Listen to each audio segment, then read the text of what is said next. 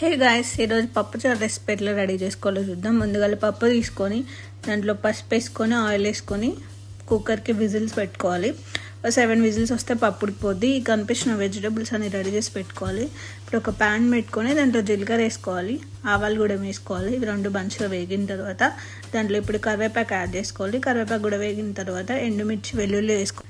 దాంట్లోనే పచ్చిమిర్చి, ఉల్లిగడ్డ కూడా వేసేసుకొని ఇవి రెండింటిని మంచిగా కలిపేసుకొని ఇవి కొంచెం వేగిన తర్వాత సాల్ట్ యాడ్ చేసుకోవాలి. అది కూడా వేగిన తర్వాత ఈ వెజిటేబుల్స్ అన్ని దాంట్లో వేసేసుకొని కొంచెం కలిపేసుకొని దాంట్లో పసుపు కూడా యాడ్ చేసుకొని ఒక 10 మినిట్స్ వదిలేసేయాలి. ఎందుకంటే వెజిటేబుల్స్ అన్ని మంచిగా కుక్ అవుతాయి.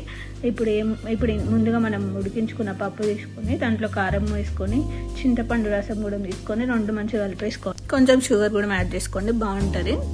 సో దాంట్లో ఇప్పుడు వెజిటేబుల్స్ రసం మొత్తం యాడ్ చేసేసుకోవాలి. ఒక 10-15 మినిట్స్ వదిలేస్తే మంచిగా వెజిటేబుల్స్ అన్ని కుక్ అయిపోతాయి. దాంట్లో ఇప్పుడు సాంబార్ మసాలా ఇంకా కొత్తిమీర కూడా యాడ్ చేసుకొని ఒక 5 మినిట్స్ వదిలేస్తే సాంబార్ రెడీ అయిపోతుంది. ఇంకేముంది, వేడన్నంలో మంచిగా సాంబార్ వేసుకొని తింటే సూపర్ ఉంటుంది.